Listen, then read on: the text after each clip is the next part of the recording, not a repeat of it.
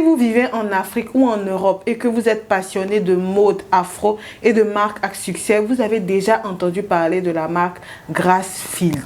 Vous n'êtes pas sans savoir que malheureusement, cette marque qui faisait la fierté africaine, cette marque qui faisait qu'on était fiers de voir des sœurs africaines réussir en Europe dans le domaine entrepreneurial, a dû fermer ses portes. La marque a été arrachée aux fondatrices. Moi, j'ai appelé ça un hold-up entrepreneurial. Mais j'ai décidé de ne pas me prononcer là-dessus très vite parce que je voulais vraiment analyser tous les contours. Et dans cette vidéo-là, je vais vous donner les leçons qu'on retient en tant qu'entrepreneur, dirigeant de PME qui voulons croître, qui aspirons à la croissance et qui nous aussi pouvons être confrontés à ce type de hold-up entrepreneurial. Suivez la vidéo jusqu'à la fin. À tout de suite.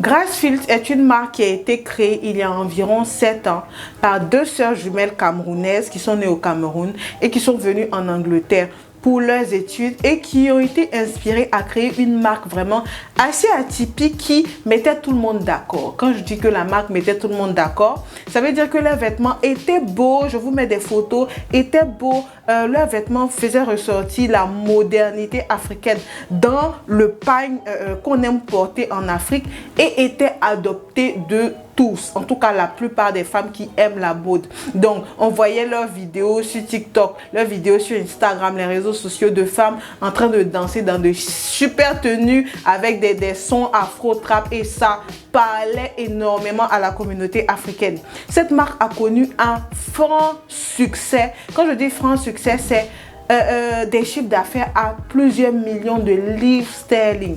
On parle là de livres sterling. Parenthèse, la livre sterling est une monnaie qui est plus forte que le dollar, plus forte que l'euro. Ça veut dire que ces jeunes filles-là étaient vraiment des successful women, des entrepreneurs vraiment qui réussissaient dans leur domaine. Et on était d'autant plus fiers parce qu'elles sont jeunes, parce qu'elles sont immigrées et parce qu'elles ont réussi à faire cet exploit entrepreneurial. Heureusement, malheureusement, pardon, il y a 3 ans de cela, l'une des sœurs jumelles est tombée malade. L'une des sœurs jumelles est tombée malade et ça a créé des problèmes dans leur entreprise. Donc, elles géraient l'entreprise à deux. Je suppose que les deux travaillaient, les deux apportaient leur main forte dans le succès de cette entreprise, dans le succès de la marque.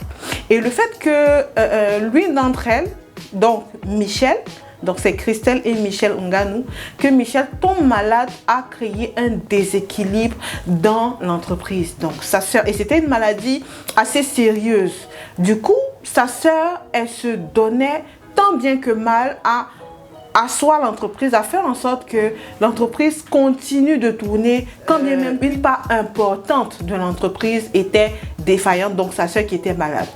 C'est quelque chose qui peut nous arriver à nous tous. Surtout ceux qui soient, que vous soyez seul ou en association. Vous êtes un entrepreneur aujourd'hui, tout tourne pour vous. Vous êtes à la tête d'une PME, quel que soit le succès de cette PME. Il peut arriver un jour que vous ne soyez plus en bonne santé physique pour pouvoir vous occuper de l'entreprise.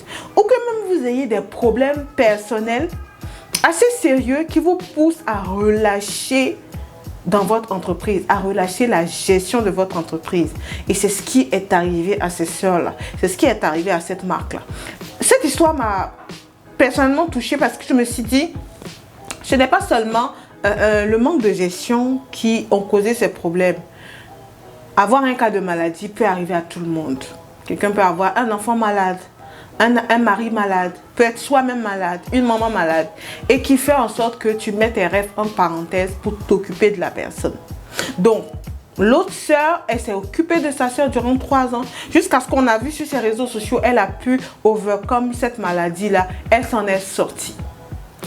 Janvier 2023, Christelle fait une vidéo pas sur les comptes officiels de Grassfield parce que elles ont été retirées des comptes officiels de leur entreprise, sur son compte personnel TikTok où elle dit qu'on leur a volé leur entreprise. Choc. Je vous laisse imaginer l'une des entreprises, d'une des startups, parce que c'est une PME que vous admirez beaucoup et tout, qui fait un grand succès, où on vient vous dire, le fondateur vient vous dire un jour qu'on m'a volé ma marque. Vous voyez un peu le choc. Vous allez me dire, mais comment est-ce que c'est possible? Et c'est comme ça que tout le monde a réagi. Comment c'est possible? Elle a dit que, je vous mets une partie de la vidéo tout à l'heure pour que vous voyez un peu. Elle a dit que les investisseurs auxquels elle avait fait recours lorsque leur entreprise avait des difficultés, leur ont volé l'entreprise, qu'ils ont envoyé des documents légaux. J'ai retenu ce terme, des documents légaux, pour leur montrer que l'entreprise ne leur appartenait plus et qu'elle n'avait plus le droit à la parole, ce qui veut dire qu'elle n'avait plus de décision à prendre sur une marque qu'elles ont elles-mêmes créée. If you're a black person right now, please listen. I need your help, please. It's been 5 days now. I've not been able to sleep. I can't sleep. And what is the most painful thing is that my sister and I, who founded Grassfields, have been taken away from, our company has been taken away from us. And during all this process, these 5 days, they have just been ignoring us. They have sent us letters, legal documents, trying to silence us in not talking. And they keep posting on our Instagram page. I'm talking about the investors that we went into business with. Like, nothing. Créé. Donc, une entreprise, c'est comme un bébé que tu mets au monde. Tu donnes tout. Tu fais des sacrifices. Tu fais des nuits blanches. Tu donnes le tout pour le tout. Tu mets toutes tes économies pour que l'entreprise se développe. Et à un moment, succès. Quand il y a le succès, tu te dis, je vais me reposer un peu. Au moins, la lumière est au bout du tunnel. Et tout. Gros chiffre d'affaires et tout. Cependant, le bébé venait de leur être arraché. On leur a arraché leur bébé. Et moi, une chose que je trouve de plus en plus choquante, c'est que la marque porte toujours le nom qu'elles ont donné. Donc, c'est comme si on venait t'arracher ton enfant, ce que tu as travaillé et tout. Voilà, pendant plusieurs années, on vient te l'arracher et tu n'as plus de mots à donner sur l'enfant. On te retire tes droits parentaux. C'est un peu comme ça que j'ai vu son appel à l'aide sur TikTok. En larmes même, elle faisait la vidéo. Et, tenez-vous bien, les investisseurs, les nouveaux propriétaires de la marque ont fait une réplique. Ont donné un communiqué sur le site de la marque. Et ils ont dit que voler, c'est un terme, c'est une diffamation. Qu'ils n'ont rien volé et que tout était légal.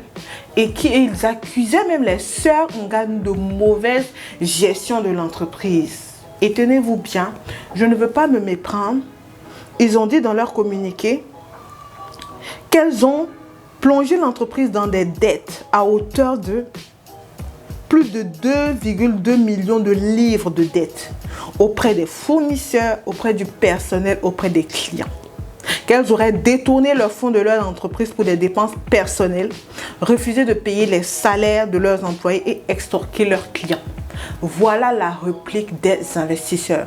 Et ce qui, selon eux, leur donnait largement le droit de leur retirer tous les droits légaux concernant Grassfield.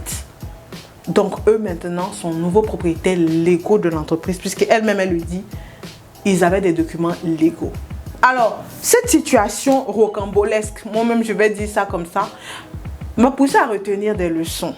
Que tout entrepreneur ici, si tu as une vision dans ta tête, quel que soit le domaine dans lequel tu es, tu rêves de faire, voilà, d'avoir des investisseurs qui vont investir des millions de dollars dans ton business, retiens ces points que je vais te donner. Le premier point que tu dois retenir, c'est qu'une croissance, la croissance d'une PME doit être maîtrisée.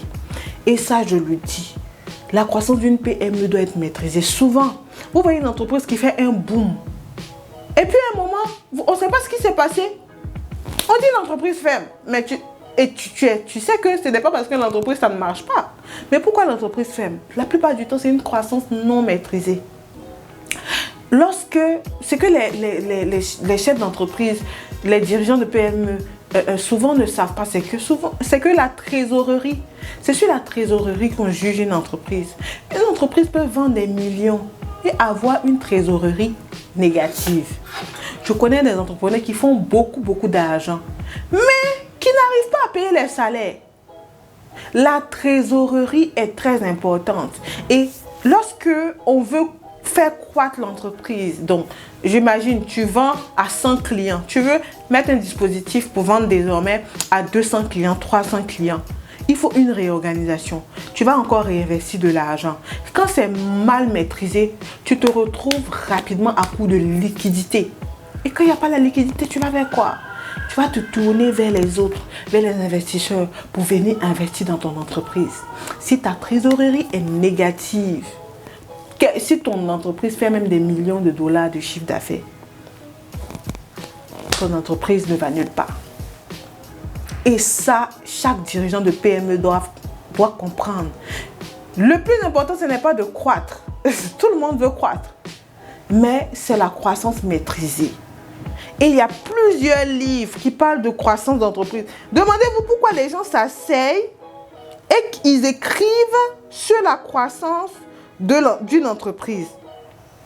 Parce que une PME mal maîtrisée peut causer des problèmes. Et j'ai noté des livres intéressants sur la croissance d'entreprise. Et je me suis dit, voilà, si des gens ont écrit des livres pour aider les PME à croître, ça veut dire que ce n'est pas quelque chose qui se fait comme ça. Pour passer de 100 clients à 1000 clients, ce n'est pas quelque chose qui se fait comme ça. D'accord? Il y a un livre, La pyramide de croissance Big, expert en stratégie de gestion de croissance, qui permet aux PME de déterminer rapidement par le biais de quelques questions à quel stade de croissance tu es et de quoi tu as besoin pour aller à un autre niveau. Quand tout ça n'est pas maîtrisé, bien sûr, tu vas te retrouver acculé. Et quand tu es acculé, des investisseurs peuvent t'arracher ton entreprise. La deuxième chose, ayez un juriste pour vous aider en tant qu'entrepreneur. Oh, lorsqu'on crée une entreprise, je me confesse, le juriste, c'est la dernière chose à laquelle on pense. Les entrepreneurs qui vont suivre cette vidéo, combien d'entre vous ont un juriste qu'ils payent pour leur donner des conseils en droit, pour les aider dans toutes les décisions? Commentez si vous avez des juristes. Mais il y en a très peu qui ont des juristes. Ayez un juriste dans votre vie, surtout pour ces genres de décisions importantes. En fait, quand Christelle Nga nous parlait, tu t'es rendu compte on se rend compte qu'elle s'est fait en fait duper. Pas qu'elle s'est fait duper, mais par ignorance, on lui a arraché son entreprise. Parce qu'elle n'avait pas de juriste pour l'aider dans les contrats, pour l'aider même savoir c'est quoi qu'elle était en train de signer et tout. Et elle en a payé le prix fort. Ayez un juriste dans vos vies. Ayez un juriste dans vos vies. Faites attention à cela. Vous savez, nul n'est censé ignorer la loi. Nul n'est censé ignorer la loi. Et si tu ignores la loi, il y a un homme de loi qui a dit que si tu ignores le droit, le droit viendra jusqu'à toi. Tout compte fait, tu ne pourras pas ignorer le droit. Donc, c'est très important de faire attention aux décisions, surtout quand ça implique la loi. Parce que, en un rien de temps, tu peux être acculé par les impôts, par le trésor, par les investisseurs. En tout cas, le genre de personnes que tu n'as pas très envie de voir chaque jour quand tu te lèves, pour une simple affaire de droit.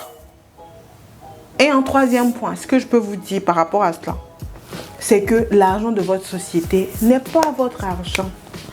On le dit tellement, on le voit tellement, mais dans la pratique, nous les entrepreneurs, on se connaît. Dès qu'on a un souci, tu vas aller piocher dans la caisse de l'entreprise. Tenez-vous bien. Lorsque tu crées une société, utiliser l'argent de la société à des fins personnelles, c'est un crime financier. Notez ça quelque part. C'est un crime financier. Tu dois avoir les ressources de ton entreprise et tes ressources personnelles distinctes. De telle sorte que si tu prends les ressources de ton entreprise pour des choses même personnelles, bon, en tout cas, Tu peux même justifier le fait que, par exemple, tu vas à un dîner d'affaires avec des investisseurs et que tu as utilisé l'argent de l'entreprise pour payer l'hôtel, pour payer le dîner et tout. C'est justifiable de façon comptable. Mais utiliser l'argent de l'entreprise pour aller, voilà, en vacances, faire ce que tu veux et tout, c'est un crime financier. Et ça manquait à ces filles-là. Et les investisseurs, bien sûr, eux, ils ont mis leur argent. Quand tu as des investisseurs dans ton entreprise, même les dépenses de stylo sont calculées. Ils ont les yeux sur tout. Ils ont utilisé ça contre elles et malheureusement, elles ont perdu leur entreprise qui faisait la fierté de toute une communauté en Angleterre et on est très désolé pour cela. La quatrième chose que je peux vous donner, je vous dire ici que j'ai retenu, c'est de faire très attention dans vos communications de crise. Elles étaient en crise et tout. Et moi, personnellement, avec du recul, je pense que ce message sur TikTok a aggravé les choses. Parce que les investisseurs ont dit qu'ils allaient porter plainte pour diffamation. Vous savez, la communication de crise, c'est un métier. Il y a des communicateurs qui étudient et qui savent ce qu'on appelle, c'est quoi communiquer en temps de crise, qui étudient ça et qui sont spécialistes dedans. Donc, ce n'est pas parce que tu traverses un problème que tu vas te lever, prendre ta caméra et dans notre génération, on est très fort dedans. Prendre ta caméra, faire un live, dire que, ah oui, dans mon entreprise, j'ai tel problème avec, surtout avec des investisseurs, avec qui tu es lié par un contrat. Même si tu as raison, tu pourras avoir des problèmes même que toi-même tu n'auras même pas calculé. La communication des crises, c'est un métier. Et on revient toujours, faites-vous accompagner par des professionnels. Je me parle à moi-même. Dans le droit. L'une des choses vraiment les plus importantes que j'ai retenues, c'est le droit.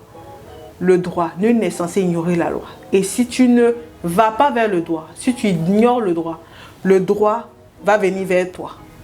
Et c'est ça. Quelqu'un a dit, tu ne fais pas la politique te fera. Moi, je dis, si tu ignores le droit ne va pas t'ignorer. Chers entrepreneurs africains, faites attention. Faites attention. Réussir, c'est bien beau. Faire des millions de chiffres d'affaires, des millions d'euros de chiffre d'affaires, c'est bien beau. Mais faisons attention aux décisions qu'on prend. Faisons attention aux engagements qu'on prend avec les investisseurs et tout. Elles auraient pu faire une levée de fonds même. Mais encore, pour faire une levée de fonds, il faut que ta trésorerie soit bien. Il faut que tu aies actif supérieur à passif. Mais hélas. En tout cas, voilà ce qu'on retient de cette histoire avec Gracefield. On espère que ce genre de choses vont arriver de moins en moins dans notre communauté. On se retrouve à la prochaine vidéo, les amis. Ciao.